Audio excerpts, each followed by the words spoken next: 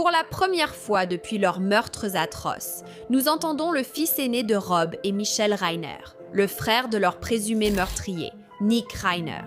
Il a maintenant brisé le silence et nous donne un aperçu de ce qu'il appelle son cauchemar éveillé. Voici Scandal, présenté par Law & Crime. Je suis Sierra Gillespie.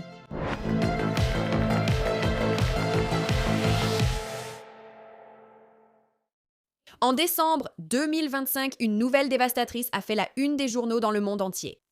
Le couple puissant d'Hollywood, Rob Reiner et sa femme Michelle Singer Reiner, étaient morts, tués à l'intérieur de leur propre maison. Et dans un rebondissement incroyable, c'est le propre fils de Reiner, Nick, qui est maintenant accusé d'avoir attaqué ses parents avec un couteau dans leur maison de Brentwood. Nick, âgé de 32 ans, a été arrêté quelques heures plus tard dans le quartier d'Exposition Park à Los Angeles et a depuis été inculpé de 2 chefs de meurtre au premier degré avec circonstances spéciales. Ces circonstances étant qu'il aurait utilisé un couteau pour commettre ce double homicide macabre. Depuis, de nouveaux développements ont eu lieu dans la bataille judiciaire de Nick, mais nous avons peu entendu les personnes directement liées à la famille Reiner. Leur chagrin se déroulait sur cette scène internationale, la famille étant extrêmement connue grâce à son histoire légendaire dans la télévision et le cinéma. Mais Jake, le frère aîné des Reiner, a brisé le silence ce mois-ci en publiant un essai sur Substack à propos de cette perte inimaginable. Il l'a simplement intitulé « Maman et papa » et sous-titré « Le centre de ma vie ». En plus des histoires sur son enfance avec Rob et Michelle, qu'il a décrit comme ses phares, Jake a également publié des photos d'enfance avec ses 2 parents.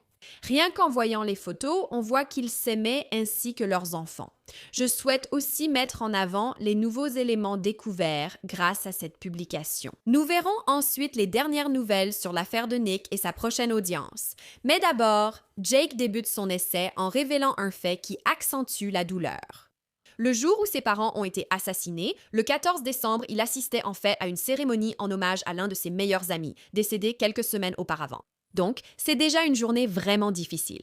Mais pendant ce temps, Jake reçoit 2 appels téléphoniques de sa plus jeune sœur, Romy. Le premier pour lui annoncer que leur père, Rob, était mort. Et puis un deuxième appel qui lui apprend que leur mère, Michelle, est également décédée. Selon plusieurs rapports, Rob et Michelle devaient recevoir des massages le 14 décembre. Lorsque la masseuse est arrivée et n'a pas pu entrer, elle a contacté Romy car personne n'a répondu à la porte. Romy aurait alors découvert ses parents massacrés à l'intérieur de leur maison. À propos de tout cela, Jake écrit, je cite, « Rien ne peut vous préparer à ce que l'on ressent lorsqu'on perd ses 2 parents d'un seul coup. C'est trop dévastateur pour qu'on puisse le comprendre.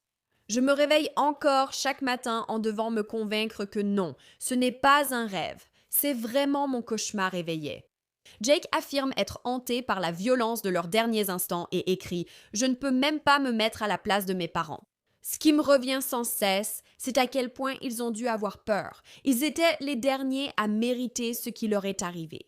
Des sources internes ont confié à plusieurs médias que Nick, qui, soit dit en passant, aurait lutté contre des problèmes de dépendance et de santé mentale pendant la majeure partie de sa vie, vivait apparemment dans une maison d'amis sur la même propriété à Brentwood. Et on ne sait pas ce qui aurait pu déclencher une agression aussi brutale. Nous savons que la veille de leur meurtre, le samedi 13 décembre, Rob et Michelle avaient été invités à la fête de Noël annuelle de Conan O'Brien, et ils auraient apparemment demandé si Nick pouvait les accompagner.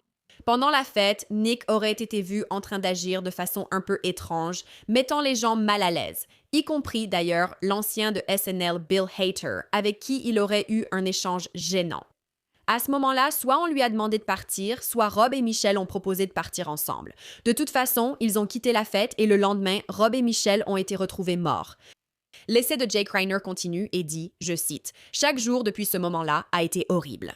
Chaque réunion à laquelle nous assistons, chaque personne à qui nous parlons, chaque larme que nous versons, chaque moment que nous vivons est lié au meurtre de nos parents.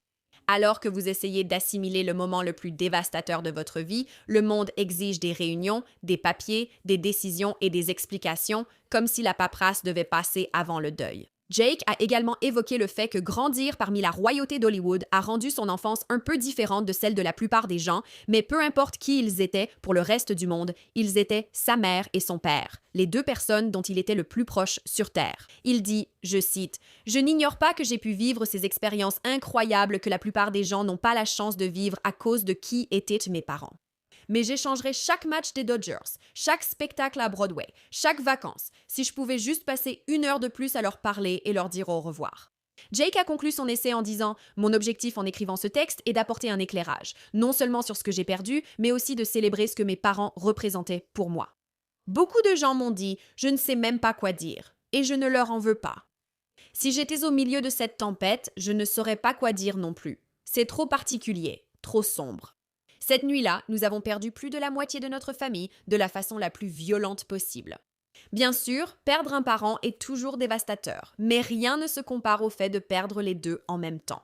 Et en plus de ça, savoir que ton frère est au centre de tout ça, c'est presque trop difficile à accepter.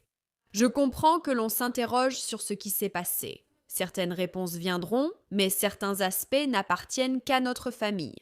Et garder tout cela privé est la seule façon de protéger ce qu'il reste de ce qui nous a été enlevé. Qu'est-ce qu'on est censé dire à quelqu'un qui vit une telle réalité? En réalité, il n'y a rien à dire. Je demande simplement de l'amour et de la compassion, les mêmes principes qui guidaient la vie de mes parents. En ce moment, le petit frère de Jake, Nick, est incarcéré dans la prison du comté de Los Angeles, risquant la prison à vie, voire la peine de mort s'il est reconnu coupable de double meurtre. Un moratoire sur la peine capitale est actuellement en vigueur en Californie. Et même si Jake ne semble pas aborder directement l'arrestation de son frère et les accusations dans cet essai, des rumeurs circulent selon lesquelles Jake et Romy auraient complètement coupé les ponts avec leur frère et l'auraient exclu de leur vie. Nous vous avons parlé plus tôt ce mois-ci d'une source qui s'est confiée à Radar Online au sujet d'un prétendu livre révélateur que Nick souhaiterait apparemment écrire. Cette source a déclaré aux médias « Rainey veut révéler les secrets sordides de ses parents auxquels il a été exposé enfant à Hollywood et donner sa version sur les raisons du massacre de ses parents dans leur lit. » La même source a déclaré, je cite, « Il veut citer autant de noms que possible et provoquer autant d'embarras qu'il le peut. » Concernant ses frères et sœurs, la source aurait dit « Pour la famille survivante, il est Satan incarné. » Ils passeront leur vie à tenter de surmonter le traumatisme et le chagrin qu'il a causé. Et maintenant, l'idée qu'il va ajouter à leur agonie avec ce récit sordide va rendre leur douleur et leur souffrance encore pire. La dernière fois que nous avons vu Nick, il semblait émacié, la tête rasée et en uniforme de prison lors de sa comparution en février. Son avocate commise d'office a plaidé non coupable pour lui à l'audience. Au nom de M. Reiner, renoncez-vous à la lecture des droits, y compris ceux des forces armées et anciens combattants, et plaidez-vous non coupable en niant toutes les allégations, circonstances aggravantes et chefs d'accusation? Oui, monsieur. Un plaidoyer de non-culpabilité est enregistré pour M. Reiner. Le juge a aussi confirmé avec Nick qu'il acceptait de reporter son audience préliminaire, habituellement prévue peu après la mise en accusation. M. Reiner, vous bénéficiez d'une audience préliminaire dans un bref délai, soit dans les 10 jours ouvrables et 60 jours calendaires après votre mise en accusation, qui a lieu aujourd'hui. Comprenez-vous que vous pouvez renoncer à ces droits afin que votre affaire soit reportée au 29 avril 2026 en tant que point de départ des 30 jours calendaires? Votre audience préliminaire pourra débuter dans les 30 jours suivant le 29 avril. Et l'avocat se joint-il à la renonciation? Oui. Le tribunal constate que M. Reiner a volontairement renoncé à son droit à une audience préliminaire rapide sous 10 jours ouvrables et 60 jours calendaires et que son avocat au dossier se joint à cette renonciation. La prévenue accepte que la prochaine date d'audience, le 29 avril 2026, soit considérée comme le point de départ des 30 jours calendaires.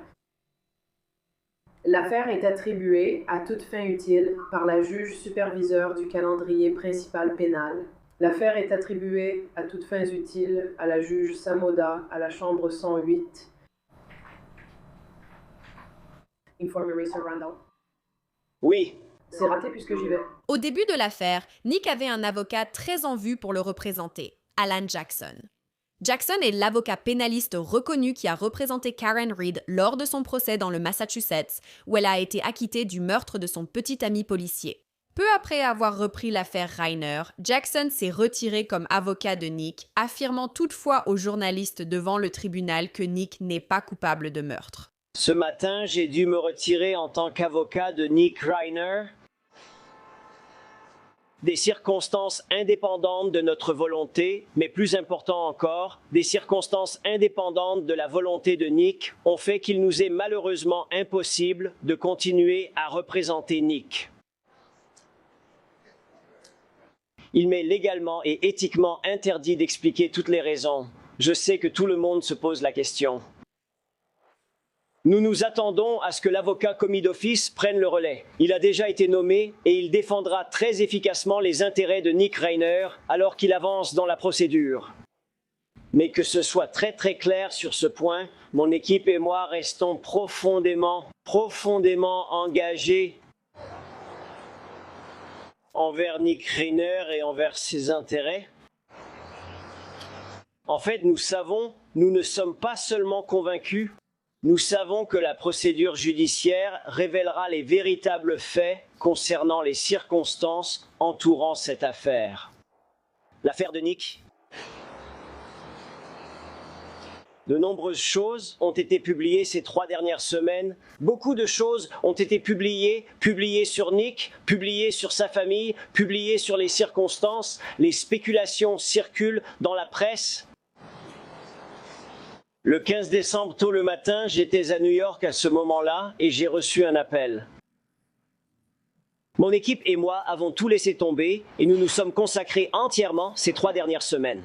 Littéralement chaque heure où nous étions éveillés à protéger Nick et ses intérêts. Nous avons enquêté sur cette affaire de fond en comble, de A à Z. Ce que nous avons appris.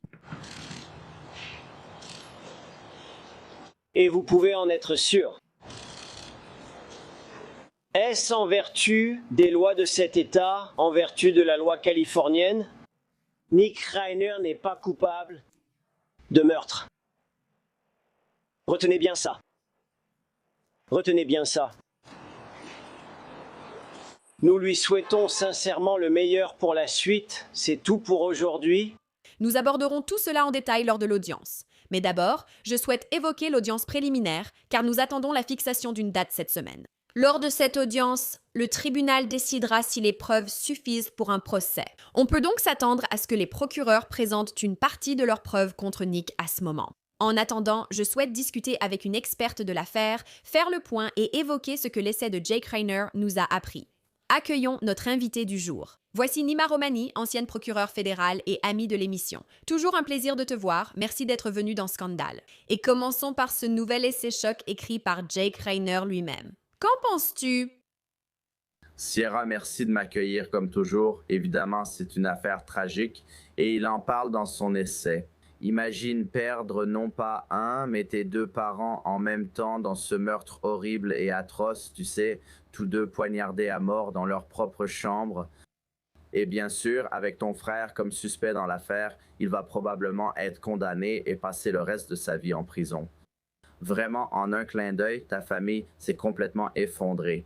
Donc j'ai beaucoup de compassion pour Jake, sa sœur. Je ne peux pas imaginer ce qu'il traverse en ce moment. Et tu sais, quand je travaille sur toutes mes affaires, j'essaie toujours de me mettre à la place des survivants, des victimes. Et je repensais à tout ça en me disant que récemment, mon père est décédé. Heureusement, j'avais ma sœur pour faire mon deuil avec moi. Et je me mettais à la place de Jake Rainer en me demandant « Et si ma sœur, ou plutôt mon frère ou ma sœur, était accusé d'avoir tué mon parent? Et c'est ce qui se passe ici. » Je veux dire, c'est quelque chose avec lequel aucun d'entre nous, heureusement, n'a eu à composer. Mais c'est vraiment quelque chose de choquant et dévastateur. Et d'ailleurs, l'une des choses qu'il a mentionnées dans l'essai, c'est que beaucoup d'entre nous ont encore des questions et que certaines auront des réponses. Qu'en penses-tu? Je veux dire, à mesure que les audiences au tribunal avancent, tu sais, si on devait aller jusqu'au procès, une audience préliminaire se profile à l'horizon. Est-ce à ce moment-là que plus de nos questions pourraient trouver des réponses? Je pense que oui. La grande question est pourquoi, n'est-ce pas? Certains rapports mentionnent une dispute la veille à la fête de Noël de Conan O'Brien. Est-ce lié? Cela traînait depuis des semaines, des mois, voire plus, n'est-ce pas? Qu'est-ce qui peut pousser quelqu'un à tuer ses parents? Est-ce juste un épisode psychotique, un trouble mental? Se passait-il quelque chose? Oui. Je pense que le seul cas vraiment similaire, évidemment, ici à Los Angeles, et ça fait un moment, c'est celui des frères Menendez, n'est-ce pas? Tu sais, qu'est-ce qui pousserait quelqu'un à vouloir tuer ses parents? Et évidemment, dans ce cas-là, tu sais, il y a beaucoup de gens qui, tu sais, regardent la série Netflix Monsters ou d'autres reportages sur cette affaire. Et ils pensent que c'était à cause des abus sexuels de José, et je ne suggère en aucun cas que Rob Reiner ait été maltraitant. Tu sais, et évidemment, il y a des gens qui regardent et qui pensent que c'était juste, tu sais, pour un gain financier, et que c'était 2 gamins pourris gâtés de Beverly Hills. J'ai des amis ici à Los Angeles qui sont allés au lycée avec eux et le connaissaient bien. Donc je pense que beaucoup plus d'informations vont sortir lors du procès sur pourquoi Nick Reiner a fait ça. Ce n'est certainement pas une excuse légale, n'est-ce pas? Ce ne sera pas une défense dans cette affaire. Je pense que c'est la question que tout le monde se pose. Qu'est-ce qui peut pousser quelqu'un à tuer ses parents? Une personne normale accusée d'avoir tué ses parents ferait parler d'elle sur Law and Crime, n'est-ce pas? Rien que cette accusation est déjà horrible. Mais ensuite, quand on ajoute le fait qu'il s'agit de Rob Reiner et Michelle Singer Reiner, des philanthropes très aimés, je veux dire, les films et les séries télé, elle était photographe et productrice. C'était des personnes très aimées et appréciées. Donc, cela ne fait qu'ajouter à l'incompréhension générale. Pourquoi? Quel est le mobile? Et tu as mentionné que, d'accord, ce n'est peut-être pas une défense, mais peut-être une explication. Cependant, il doit avoir une sorte de défense. Donc je veux dire, quelle voie pourrait-il même emprunter? Je sais qu'il a un passé avec, tu sais, des addictions, que ce soit l'alcoolisme ou la toxicomanie, des choses comme ça. Est-ce que c'est peut-être la voie que sa défense pourrait prendre? Aucune question. Je veux aborder les défenses, mais tu as raison, Sierra. J'ai d'ailleurs souvent participé à Scandal et plus généralement à Law and Crime. Et évidemment, c'est le genre true crime. Mais la raison pour laquelle cette affaire va être aussi importante, c'est vraiment, comme je l'appelle, le triple coup dur. Donc, je fais beaucoup de télévision et je parle à beaucoup de journalistes et de producteurs et ils tombent principalement dans 3 catégories. Et cette affaire touche les 3. Le true crime, évidemment, quelqu'un qui tue ses parents, nous couvririons ce genre d'affaires. Évidemment, il y a le facteur divertissement, non? Les gens adorent les célébrités et ils suivent les affaires impliquant des célébrités, même si ce n'est pas du true crime, n'importe quel type de litige juridique impliquant des célébrités. Troisièmement, je couvre beaucoup la politique. Rob Reiner était aussi très engagé politiquement et il y a des gens qui ont des opinions bien arrêtées sur lui à cause de cela. Donc, quand vous avez le true crime, le divertissement et la politique qui se croisent, je pense que ce sera probablement le plus grand procès depuis celui d'O.J. ici à Los Angeles. Je pense que ça pourrait avoir une couverture médiatique similaire à celle de Johnny Depp et Amber Heard. Et si je parle de procès, Sierra, c'est parce que cette affaire ira sûrement en justice. Et si l'affaire va devant les tribunaux, c'est parce que Nathan Hawkman, en tant que procureur, vous ne pouvez offrir la moindre concession, n'est-ce pas? C'est une affaire où la peine encourue est la prison à vie sans possibilité de libération conditionnelle. Donc, si vous êtes la défense ici, vous allez pousser cette affaire jusqu'au procès. Maintenant, je sais que les gens regardent, ils disent, eh bien, il y a la possibilité théorique de la peine de mort. Maintenant, ce que je dirais, c'est qu'il n'y a pas eu d'exécution en Californie depuis 20 ans. Ce n'est pas une possibilité réaliste, comme dans le cas de Brian Koberger, où quelqu'un va plaider coupable, accepter une peine de prison à perpétuité pour éviter d'être condamné à mort et de se retrouver dans le couloir de la mort. Mais je sais que j'ai parlé sans répondre à votre question. Je vais répondre à cette question. Je pense que vous pourriez voir une défense fondée sur l'irresponsabilité pour cause de trouble mental. Vous savez, pendant la courte période où Alan Jackson s'occupait de l'affaire, c'est bien sûr l'avocat des célébrités basé ici à Los Angeles. Il a représenté Karen Reed. Vous avez commencé à voir des articles. Et je ne dis pas qu'ils ont été placés intentionnellement, mais il y a la salle d'audience et il y a le tribunal de l'opinion publique. Et les très bons avocats qui gèrent les affaires de célébrités savent comment placer ces arguments dans les médias. Ils ont commencé à parler de ses problèmes de santé mentale et des changements dans son traitement. Donc il me semble que cela va probablement être la défense ici. Mais c'est une défense très difficile, Sierra. L'irresponsabilité pour cause de trouble mental exige que la défense prouve, c'est à eux de démontrer qu'en raison d'une maladie mentale ou d'un trouble, l'accusé ne comprend pas la nature et les conséquences de ses actes. En gros, il ne sait pas distinguer le bien du mal. Si tu es cohérent au point de te disputer avec tes parents la veille d'une fête de fin d'année, et que tu peux fuir et aller dans un hôtel à Santa Monica, te nettoyer et te laver de tout ce sang, ce comportement ne me paraît pas celui d'une personne pénalement irresponsable, mais la défense tentera sans doute de présenter cette théorie. Je veux dire, il a le droit à une défense. Si c'est tout ce qu'ils ont, il est logique qu'ils essaient cette voie. Cependant, je suis d'accord. Je pense que ce sera une bataille difficile s'ils prennent cette voie.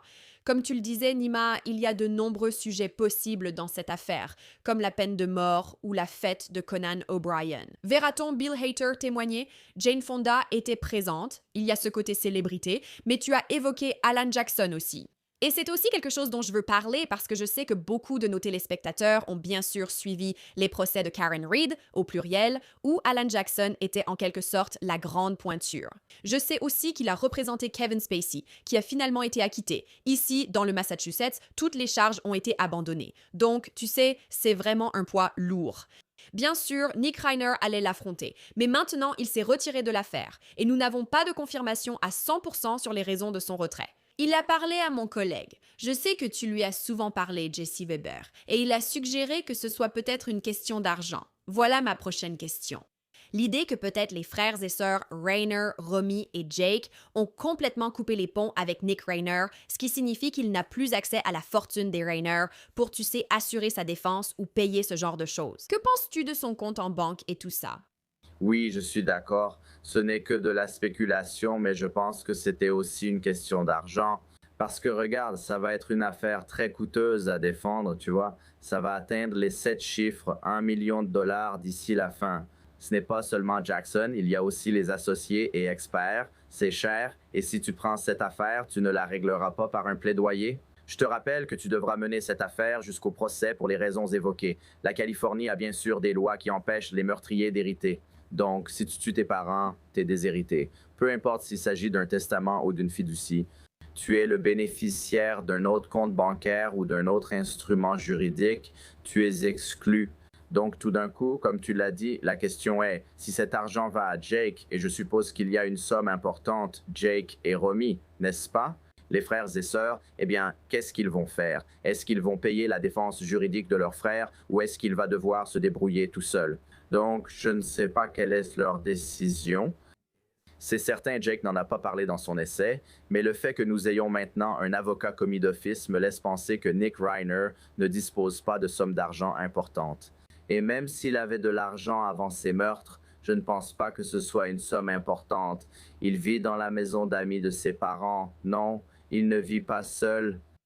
Il a ce problème d'addiction assez bien documenté, ou du moins il en avait un. Je serais surpris si, vous savez, Rob et Michelle Reiner donnaient des sommes importantes à leur fils s'ils croyaient vraiment qu'il avait un problème d'addiction. Et tu as raison. Je veux dire, certaines des accusations que nous avons vues disent qu'ils ont eu une violente dispute après la fête de Noël de Conan O'Brien. Peut-être qu'il avait rechuté. Rob et Michelle auraient dit à Nick qu'ils aimeraient qu'il retourne en cure de désintoxication et qu'il cherche à se soigner. Donc, j'espère qu'on aura bientôt des réponses à tout ça. Mais tu as aussi mentionné la loi qui empêche un meurtrier d'hériter. Et j'avais envie d'en parler, ainsi que de la loi Son of Sam. Alors, explique-moi tout ça. Il y a eu des rumeurs selon lesquelles Nick Reiner, depuis sa cellule, parce qu'en ce moment il est en prison dans le comté de Los Angeles, serait en train d'écrire un soi-disant livre révélateur où il voudrait citer des noms et, tu sais, dévoiler au grand jour ses conspirations hollywoodiennes. Mais est-ce qu'il peut gagner de l'argent avec ça s'il est condamné? Je veux dire, pour l'instant, il est présumé innocent jusqu'à preuve du contraire. Il n'a pas été condamné, mais il fait face à des accusations assez graves. Alors, comment tout cela fonctionne-t-il? Oui. C'est une excellente question, Sierra, et beaucoup de gens ne le savent pas. Cela dépend de l'État. Donc évidemment, tu sais, on a parlé de Rex Hurlman, le tueur en série de Long Island, n'est-ce pas, et de ce que fait sa femme. Les lois qui empêchent un meurtrier d'hériter s'appliquent en Californie. Tu ne peux pas hériter si tu tues tes parents. Mais les lois Son of Sam ont été plus ou moins annulées parce qu'elles violaient le premier amendement. Donc, en Californie, crois-le ou non, Nick Reiner pourrait gagner de l'argent en racontant cette histoire d'une manière qui ne serait peut-être pas possible dans d'autres États. Et évidemment, encore une fois, comme nous en avons parlé, ce sera la plus grosse affaire. Et imagine le procès, comme tu l'as dit, tu sais, Conan O'Brien, tu sais, Hyder, Fonda, Larry David. Je veux dire, il y a beaucoup de personnes qui vont être des témoins potentiels dans cette affaire. Ce sera le gratin. Le plus grand procès à Los Angeles depuis longtemps. Ce sera un vrai cirque. Et je pense que ces documentaires de suivi, évidemment, vont être importants. Je m'attends à les voir sur toutes les grandes chaînes car c'est une histoire énorme. Je veux dire, c'est logique, non? Parce que beaucoup d'entre nous qui ne vivent pas à Los Angeles, ou même ceux qui y vivent, sont curieux de savoir ce que c'est que de vivre ce genre de vie. La chaîne ou le magazine Us Weekly existe pour que les gens du monde entier s'intéressent à ce genre de vie. Et pour rebondir sur ce que tu dis, même s'il n'y a pas de faits divers associés, mais quand il y en a, on veut tous savoir. Des rapports affirmaient que Billy Crystal était l'un des premiers sur place car il était le meilleur ami de Rob Reiner et a grandi avec ses enfants. Je veux dire, dire, donc imaginez la possibilité que Billy Crystal témoigne à la barre et parle de tout ça, c'est juste complètement fou. Mais il y a autre chose que tu as mentionné aussi. Si Nick Reiner écrit vraiment ça depuis sa cellule en ce moment, s'il écrit vraiment ce livre révélateur, il pourrait en tirer de l'argent, comme tu l'as dit. Mais est-ce possible que s'il est, tu sais, en train d'écrire dans un carnet, peu importe ce que c'est en ce moment, que ses journaux ou ses notes puissent être utilisés comme pièces à conviction lors du procès? Oui, c'est possible. Évidemment, tout ce qu'il dit ou écrit peut être utilisé contre lui. Donc, tu sais, si je le conseillais et que c'est quelque chose qu'il veut faire et qu'il a légalement le droit de le faire selon les lois Son of Sam de Californie, je dirais qu'on ne va rien faire tant que ce procès n'est pas terminé, d'accord? Parce que la dernière chose que tu veux, c'est qu'une déclaration que tu fais à un journaliste ou à un producteur ou quelque chose que tu écris soit utilisée contre toi. Et pour toute interview, s'il y a une interview, je m'assurerai d'être présent. Je n'approuverai sûrement aucune interview, surtout si tu invoques la irresponsabilité pénale pour cause de trouble mental. Si tu regardes les types de défense dans une affaire de meurtre, tu vois, et on en couvre beaucoup ici dans Scandale, mais elles rentrent généralement dans l'une de 3 ou 4 catégories, tu vois. La première, c'est « ce n'était pas moi ». Je pense que ce sera très difficile pour Nick Reiner de soutenir que ce n'était pas lui. Je suppose qu'il va y avoir des tonnes de preuves ADN, de sang, de vidéos, d'empreintes digitales, tout ce que tu veux. Il y aura sûrement des preuves médico-légales et des vidéos. La deuxième, c'est que je n'avais pas l'intention de le faire.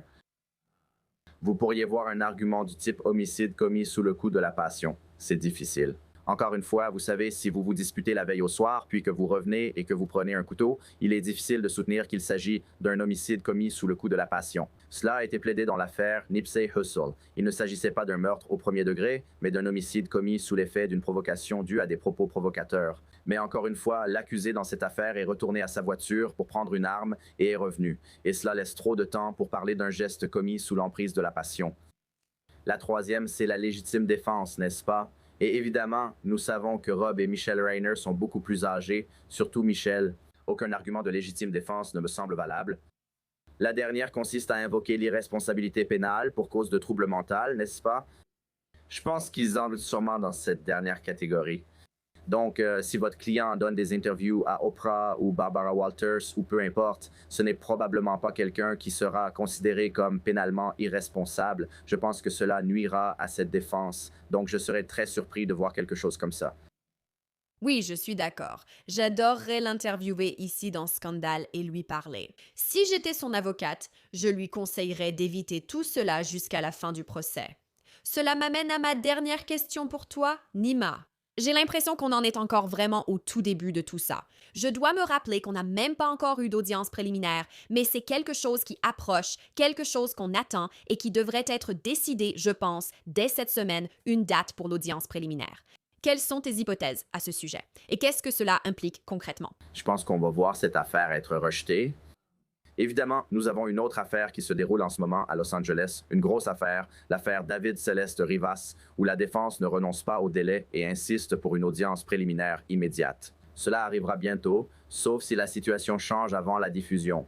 Pour les affaires de meurtre très médiatisées, comme celle de Tyler Robinson, c'est souvent le cas. La défense souhaite obtenir et examiner toutes les pièces du dossier, puis préparer son dossier pour l'audience préliminaire.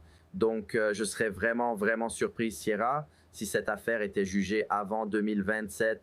Je sais que ce n'est pas ce que les gens veulent entendre, mais la défense a le droit d'être jugée rapidement. Dans cette affaire, la peine encourue est la perpétuité sans libération conditionnelle. Les juges accordent en général à la défense le temps nécessaire pour se préparer. Dans ce type d'affaires, il faut avoir ses experts et avoir révélé tous les médicaments et drogues. Donc je ne pense pas qu'on ira en procès de sitôt, et clairement, je ne crois même pas qu'on ait encore une date d'audience préliminaire confirmée au calendrier. Peut-être qu'on l'aura cette semaine, à voir.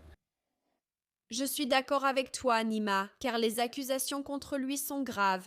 Tu as raison. Il y a peut-être la peine de mort, mais c'est peu probable en Californie avec le moratoire. De toute façon, la réclusion à perpétuité sans possibilité de libération conditionnelle reste très lourde. La défense va vouloir s'assurer que tout est parfaitement en ordre. Et ce sera pareil pour l'accusation aussi parce que, comme tu l'as souligné, le monde entier regarde. Donc, il va juste falloir attendre et voir ce qui va se passer. Nima Romani, merci d'avoir participé à Scandale aujourd'hui. Je suis sûre qu'on te reverra bientôt. Merci de m'avoir invité, Sierra. Je suis heureux de revenir. On va sûrement parler longtemps de cette affaire. C'est ainsi que se termine l'épisode d'aujourd'hui de Scandal. Si ce que vous avez vu vous a plu et que vous voulez en voir plus ou me retrouver sur les réseaux sociaux, vous pouvez me trouver sur des plateformes comme Instagram sous le nom de Sierra Gillespie. Merci d'avoir regardé l'épisode d'aujourd'hui de Scandal. Comme toujours, je suis votre hôte, Sierra Gillespie, et je vous dis à la prochaine.